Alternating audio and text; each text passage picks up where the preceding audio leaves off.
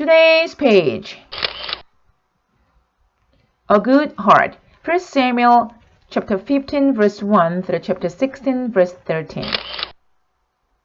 Saul was a good king for about 20 years. Then he began to disobey God. God was sorry he made Saul the king. Samuel was sad about it too. Total pages.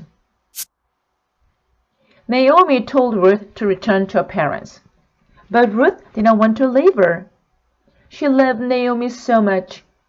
"I will go wherever you go," Ruth said. "Your home will be my home. Your God will be my God." So Ruth went with Naomi to Israel. They needed food to eat. So each day, Ruth gathered leftover grain from the fields. A good man named Boaz owned the land. One day, he saw Ruth in the field. He wanted to help her. So he left extra grain for Ruth to gather. Boaz fell in love with Ruth. They got married and had a baby boy named Obed. God had blessed Ruth and Grandma Naomi with a brand new family. Hannah's prayer. 1 Samuel chapter 1 verse 1 through 20. Hannah loved God. She wanted to have a baby, but she wasn't able to have any children.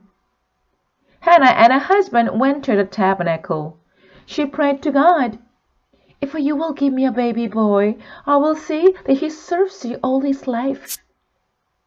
Eli was a priest. He saw Hannah praying. She explained, "I am crying out to the Lord because I want him to answer my prayer." Eli gently told her, "Go in peace, and may God give you what you ask for." Sure enough, Hannah and her husband had a baby boy. They thanked God for their new son. They named him Samuel.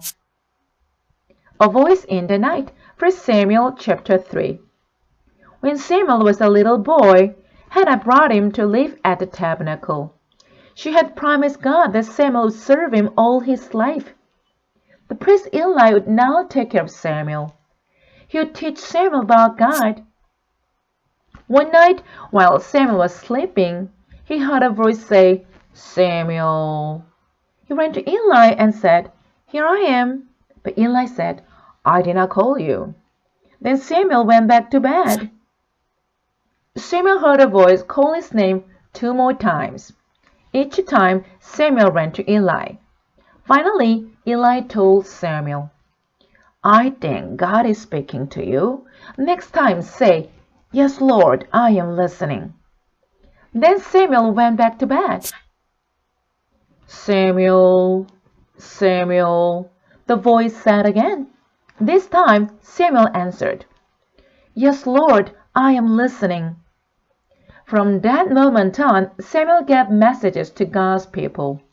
He was a special prophet of God. Israel's first king. 1 Samuel chapters 8 through 10. When Samuel was an old man, God's people said, "We want a king to rule over us."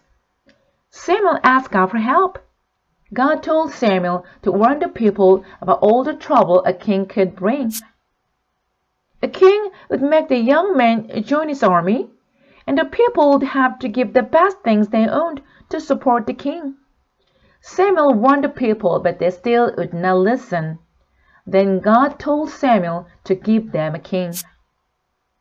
God led Samuel to a man named Saul. Samuel poured oil on Saul's head. This was a sign that Saul was God's choice for their new king. Saul hid because he was shy. The people found him. Then Samuel said, "Here is your king." Everyone cheered and shouted, "Long live the king!" A good heart. 1 Samuel chapter 15 verse 1 through chapter 16 verse 13. Saul was a good king for about 20 years. Then he began to disobey God. God was sorry he made Saul the king. Samuel was sad about it too. The end.